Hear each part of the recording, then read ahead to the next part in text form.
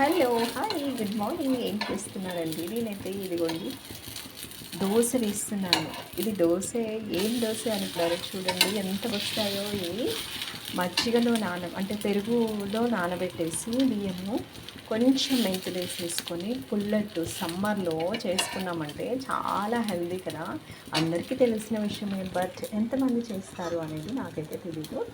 నేను మాత్రం సమ్మర్ వచ్చిందంటే ఈ పుల్లట్టును ఎక్కువగా తినడానికి ఇష్టపడతాను. ఎందుకంటే నాకు ఆటోమేటిక్గా అట్లు అంటే చాలా ఇష్టము, దోశన్నా ఇష్టము.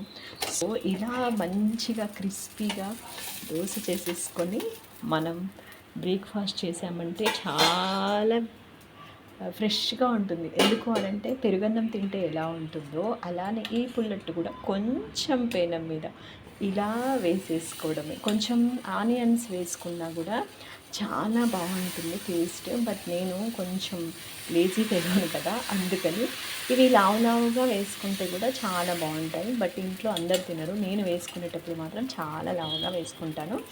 దీంట్లో ఎక్కువ ఆయిల్ కూడా పట్టదు మనకు మామూలు దోశలకు పట్టినట్టు.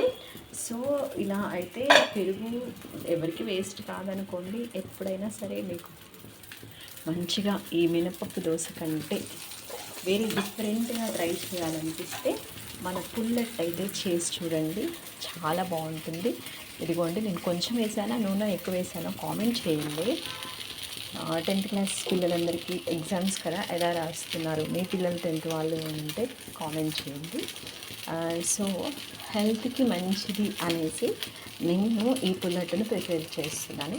మినప్పప్పు కూడా తినాలి, బట్ ఎక్కువగా మినపప్పు తినడం వల్ల కొంచెం మనకి మందం చేస్తుంది అనేది అయితే అందరికీ తెలిసిన విషయమే, నేనేం చెప్పక్కర్లేదు.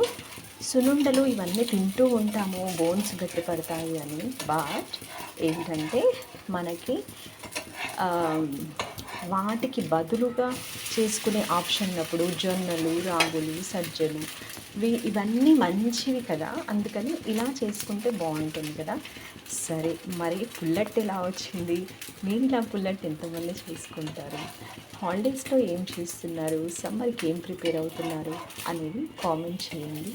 ఇంకా చూడండి దోశ అయితే చక్కగా వచ్చేస్తుంది కదా, ఎలాంటి డౌట్ లేదు.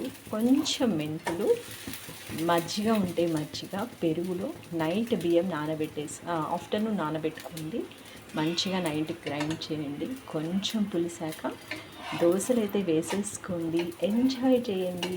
సమ్మర్ అంతా కూడా ఇలా చల్లని ఐస్ క్రీమ్సే కాకుండా ఇలాంటి వాటితో కూడా హెల్త్ని జాగ్రత్తగా చేసుకోండి. Bye bye.